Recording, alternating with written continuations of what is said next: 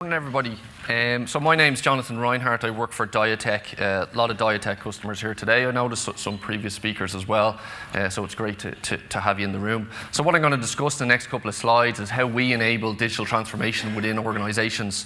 So effectively, these are some of the customers that we work with on a daily basis. We've been working with for quite a number of years. We do have a lot more customers as well. Some of the key ones we're working with in Ireland and in the UK as well.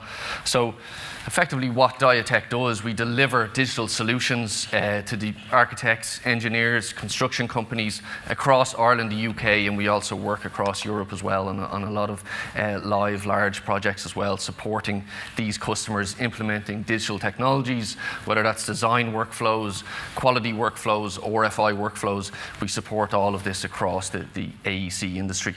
We've got a team of technical consultants from process engineers, civil engineer experts. We've got architectural experts, BIM experts in our technical team within inside Diatec, and again, that's across Ireland and the UK. We have an employee base. So effectively, very simply, what we help our customers do is get from A to B. So what is A to B? If you want to go from Dublin this morning, Galway, Kerry, wherever you're coming from, you need to get to Athlone. So, you're going to go, okay, well, where am I currently at? And you're going to say, what's the outcome I'm trying to achieve? What are you trying to get to? So, hopefully today you made it here in good time. That was your outcome that you were trying to achieve from your current status or current location. And we approach digital implementation and digital processes in a very similar way. So what we effectively look at is we look at what's your organizational capability.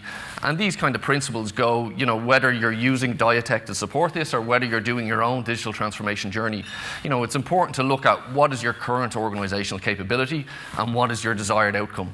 And we typically break this down into steps. So, maybe you're moving to digital, but you also want to become an industry leader in the next 3, 5 or further years on. So it's about breaking that down into manageable, bite-sized chunks, relevant to the scale of your organization, whether you're a micro design firm, based in Athlone or Dublin, or whether you're a large multinational construction or engineering consultancy working across Europe as well. It's all relevant, and it's about making it relevant to your scale and your size. And very similar to, if you're obviously familiar with ISO 19650, the way it's worded as well, if you're implementing to an ISO 19650 standard, it's about making it relevant to your scale of your organization as well.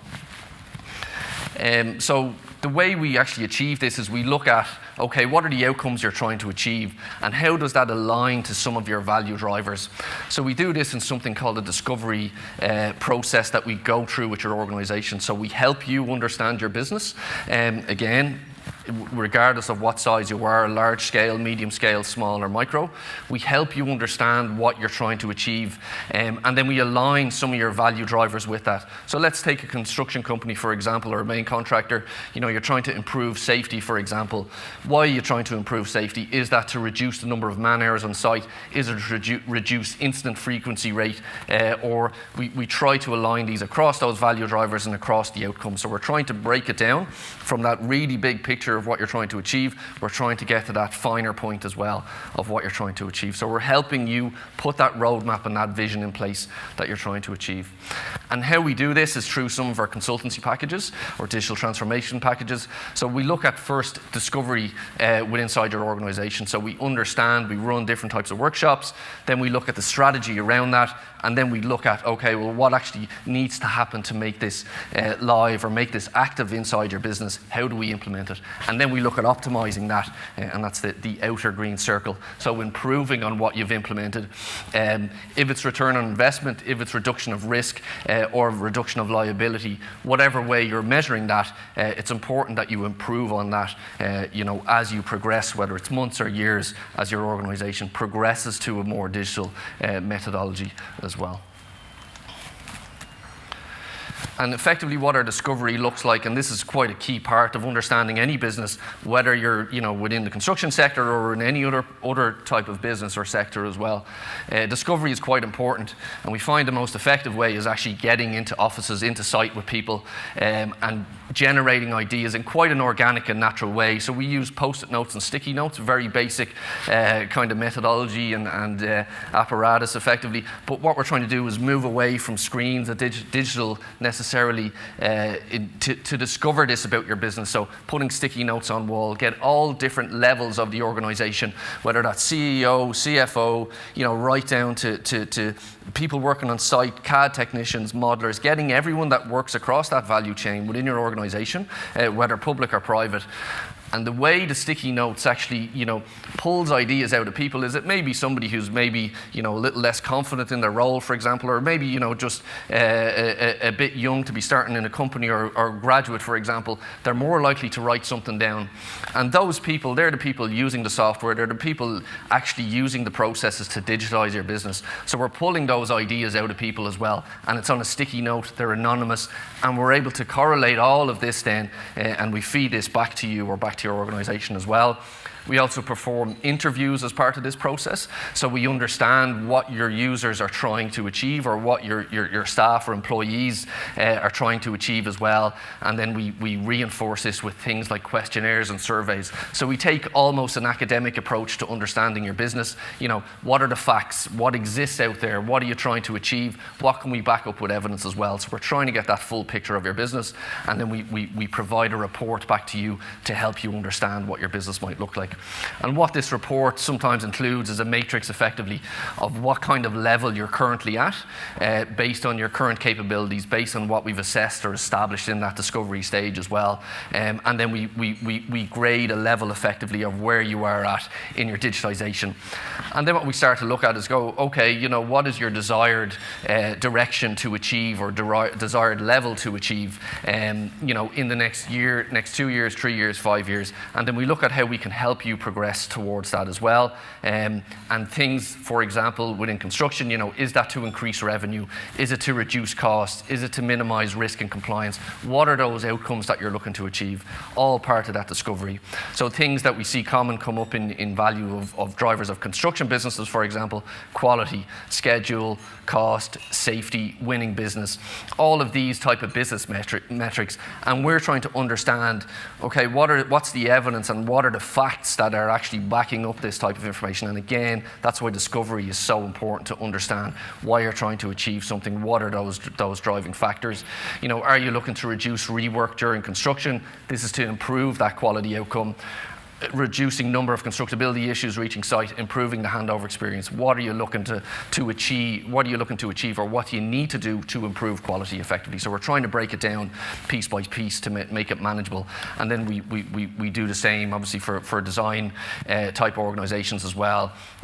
What are the type of value drivers we see there? Workflows, drawing production, design quality, new projects. How can we enhance those or deliver those outcomes? And every business is different, regardless of your scale or size. Every business works differently and has different visions and different ideas of their future as well. So again, just breaking that down into maybe quality management. If you're looking to digitize, we're then asking you, are you implementing digital quality on your project yet? If you're looking to standardize, are you implementing digital quality across all of your projects? Analyzing, integrating, and predicting. So we're looking to drill down into these gathered outcomes or evidence that we understand with your business or look to discover in your business. And some of the facts or I suppose evidence that would back that up is establishing the time to close out issues on site, for example, the target time to close out issues. Is there a way we can enhance that or optimize that, or maybe there's no change? What's the subcontractor average closeout period as well? So particularly from a construction point of view as well.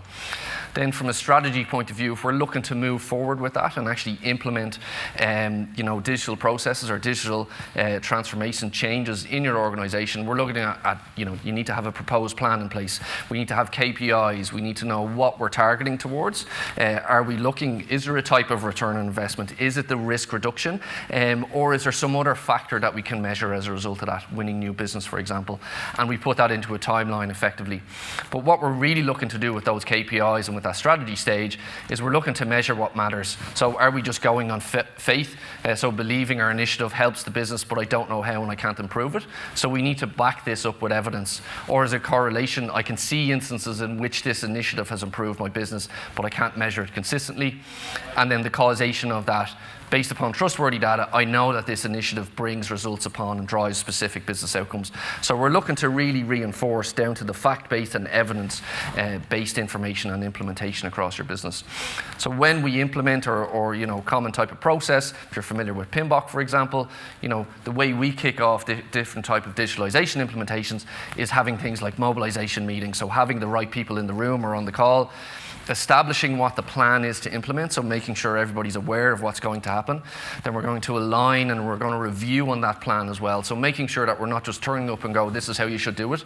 We're aligning with organizations, and this goes for any sort of digital transformation in organizations. Again, whether it's with Diatec or internally you're implementing this yourself, then you're looking to configure and train your organization. This can be across weeks or months, or maybe you're spreading it out over days or years, depending on the scale of implementation required and size of your organization. And then the closeout meeting, very important. We're looking to learn based on the processes that we've implemented. We're looking to help your organization learn, okay, well, what has been gained, what's been learned, and maybe is there any limitations that we've established throughout the implementation as well. Within that implementation then, it's important, and I think this is becoming quite common practice from what I see from a training point of view or a consultancy point of view, it's important to break down that training schedule into bite-sized chunks. And again, this goes for any sort of digital processes being implemented.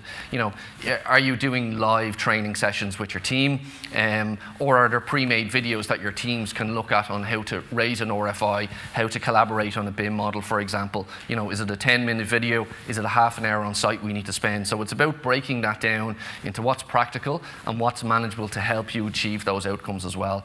And a lot of what I'm involved in is going on site, for example, with quality teams. I may do a 2-hour session with the broader quality team, and I may spend 30 minutes with site workers, how to raise an RFI, and I might work with the other team, how do you actually respond to an RFI as well. So we establish those effectively different cohorts that exist inside your supply chain of a construction project, design project, and we look at what skill set is needed in each of those cohorts. And this effectively just brings the only necessary skills to those particular groups or those particular cohorts as well.